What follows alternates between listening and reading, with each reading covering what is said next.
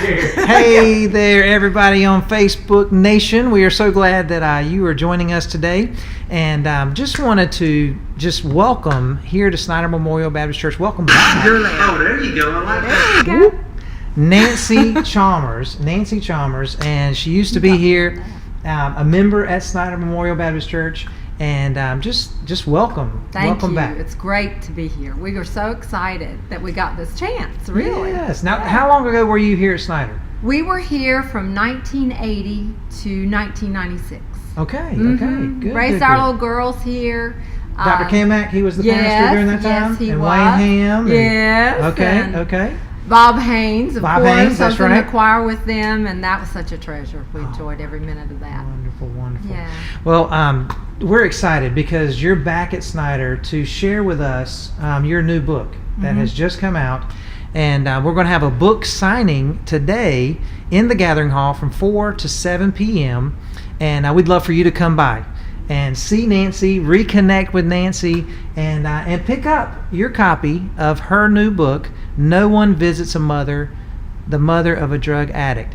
Now, tell us a little bit about your story, because that title will grab you. It will. So what's going on? What's behind the book? It was an angry title when I decided on it. I Okay. was not a happy camper. Huh.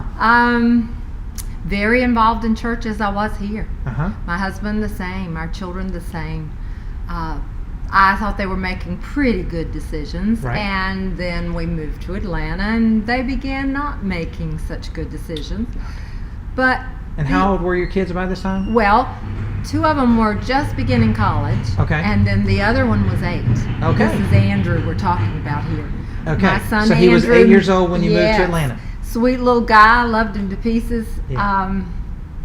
But somewhere in the move and the situation, things began to not go so well, and it just kept going that way and kept going that way. So we went through that for quite a long time.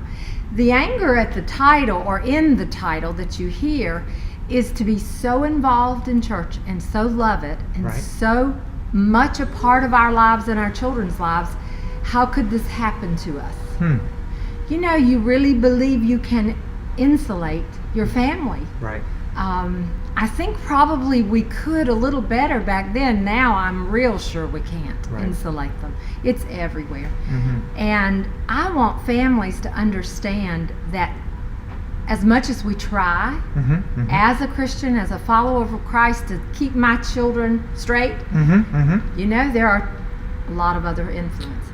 That's right. And they can make several poor decisions, and it can change your whole life. And it just got worse with Andrew just over time. You'll read about that story of having a child and watching them change over the years.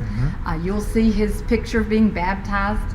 You'll see different things he used to do in the sports and what a sweet kid he was. And then you'll see that over time, the decisions he made and how that affected him, and then eventually how it just turned our home into a hurricane, nonstop hurricane. Talk about that for a second, because I mean, just like any hurricane, it has different categories. Category 1 hurricane, Category 5 hurricane, but it also has a name. You know, you always name a hurricane. And We'd call that Hurricane Andrew. Well, yes, Yeah. it does have a name. You're right.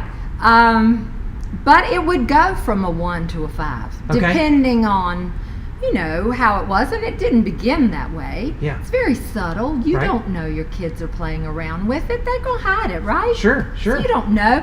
But you see behavior changes. You see choices. So those are some of the things that you picked up on as a parent, because we're thinking about, there's a lot of people watching here on Facebook, and we'll watch this on Facebook, and you know, we're trying to speak to them a little bit. And if they're a parent and they don't have a clue that this may be going on in their home, what should they look out for? What are some of those changes that started to happen? I think we've all been taught that teenagers, you know, go through this rebellion, and we're to expect it. Right. Slightly. And so that was part of our problem. We thought, well, he's just being a teenager. Okay. But there are some things that really showed up. Switching what he really enjoyed doing. He was involved. He's always been a leader. Right. And he was involved in his youth group, and he brought friends and played in the band there and did all of those things. And then it switched. Okay. So it's not what you're seeing, you just see so many changes. You're trying to wonder, well, okay, is this normal 14, or is this different? is he just being, Yeah. So you do watch for things like that. Their interests change, their music changes, their friends change. Okay. It can take a year or two to really see the entire change. So they're kind of that takes gradual place. along the way, Mhm. which also makes it hard to pick up on. It does. Yeah. And they're very good at cover up. Oh yeah. Oh my. Oh yeah. Excellent. Excellent. They know how to camouflage when they're not feeling well with a headache or different excuses. Yeah. Yeah. And Andrew- sick. I mean, everybody gets sick everybody gets sometimes. sick. So I'm not So- feeling well. I'm sick. Yeah, Yeah. exactly. Okay. Okay. Yeah. So what did your family do when you? Let's just fast forward a little bit, and Okay. you realized that this was a serious situation. Andrew was doing drugs, or Yes. Okay. He started out with prescription drugs. The first thing I would tell everyone there, lock them up. Lock Okay. them up. Yeah. We didn't have a lot of alcohol in our house. We didn't have a lot of drugs. Yeah. But it's easy to go into your grandparents like he did and Right. found pain medication. Huh. They know where it is. Right, They know right. what it is. And He curiosity. He knew more about drugs than I'll ever know Mm. because that's conversation. They tell each other what you're looking for. Right. So the first thing is, you understand that anything is addictive, Uh-huh. lock it up. Okay. Have control over it in your home and find out if the friends of your young person Right. are Right. locking it up. Mm. It's so available. Yeah. Don't make it easy. I Right. mean, they're going to do it if they want to, Yeah. but don't make it easy. Don't make it easy. No. There you go. Um, So fast forward with me. You found out that something was going on. What did your family do? Like, what happened in the family situation in your mind? What was going on? we did a lot of, I would say, trying to think it's really not happening. What is that called? Avoidance? Okay. That's not And quite denial? the right. Denial. Denial? That's the word I'm thinking of. You just put another excuse to it. Okay. And you go along with them because nobody really wants to believe that's going on. Yeah. You don't want to believe it. Right. But after a while, it gets being a problem in school and all of those different issues. And so you have to face it. So you end up going to counseling, or you Okay. end up going to this, or you put them in a little short program, or Right. you begin to start trying to find ways, educate yourself. I've never dealt with anything like this. Uh-huh. Educate yourself about what it is, Okay. how it works, that kind of thing. Right. Then you see, Mm. they're going to do it if they want to do it. Mm.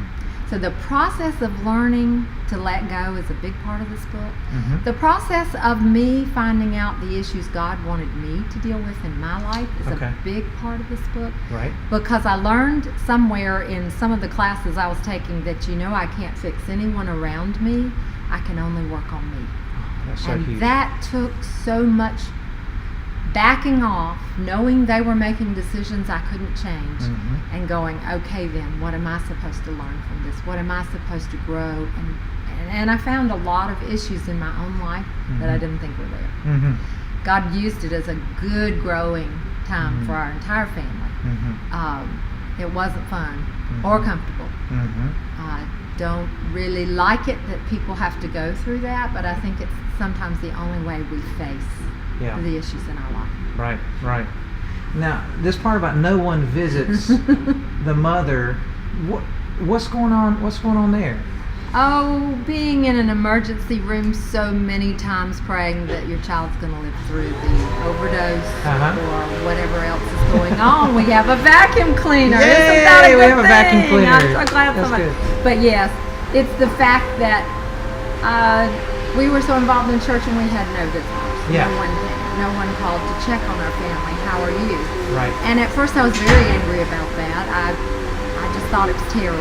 And then I realized in this process of writing the book, I didn't call them. Oh man. Mhm. Why would I? Right. Right. You don't talk about it. Yeah. So the isolation is the other huge issue in the book. The Okay. fact that the enemy of our soul tells us You're the only one. You're the only one. Yeah. And they wouldn't understand. Right. And then they're going to look really down on your family and the person. So you can tell anyone. Mm. My mother, just to tell you, my mother and father read the book and they could not believe what I got through. Hmm. Wow. I didn't tell them either. I mean, they knew some. Right. Like a few friends knew some. Mm-hmm. They read it. that was going on while you were teaching that Bible study? And I said, yes. And Yeah. the teaching of the Bible study is what held me together. The Word of God held me together. And Jesus showed up in those ER rooms. And then it's not an angry title anymore, because There you go. no one visits the mother of a drug addict except Jesus.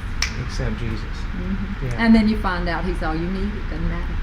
You don't have to tell anybody, although healing comes from talking about it, sharing it with friends, Right. letting people know they're not alone.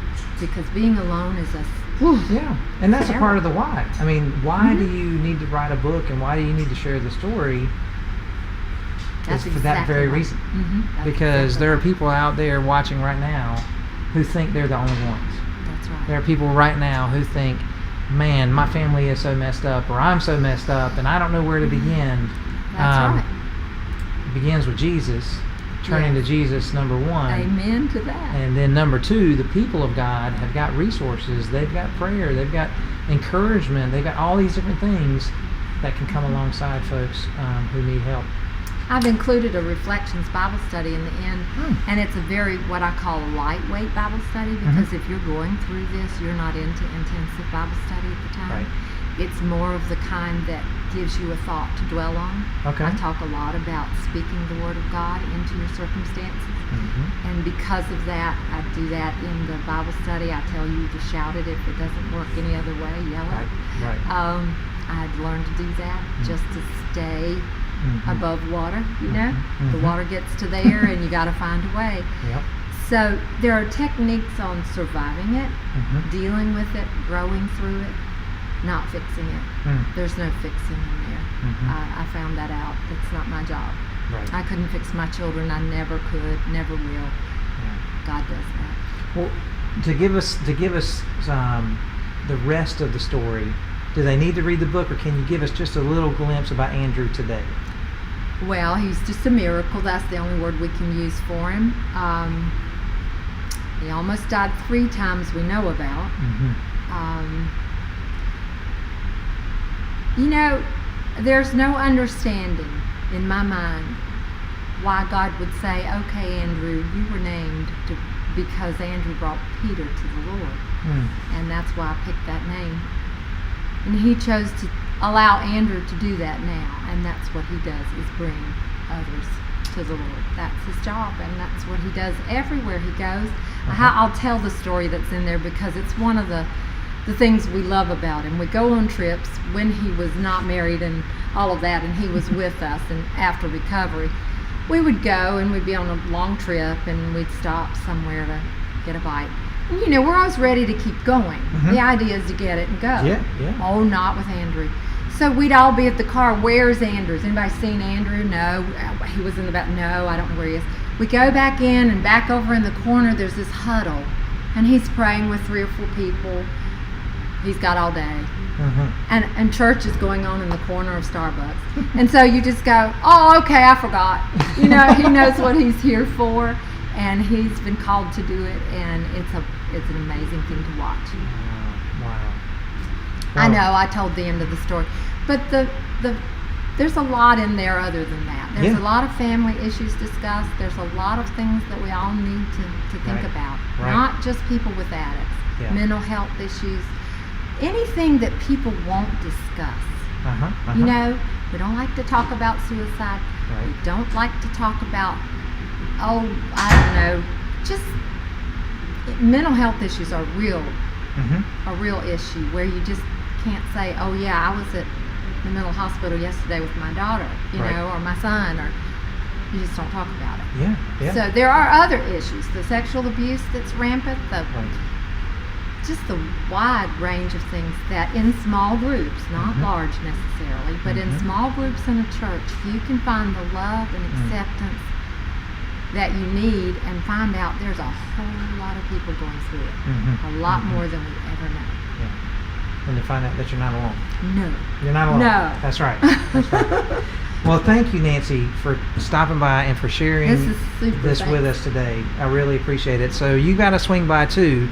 Snyder Memorial Baptist Church, 701 Westmont Drive, Fayetteville, North Carolina, and come by between 4 and 7 p.m. to pick up your copy of No One Visits the Mother of a Drug Addict. Meet Nancy. If you know Nancy from when she was here before, please stop by. She wants to reconnect. She wants a hug. That's right.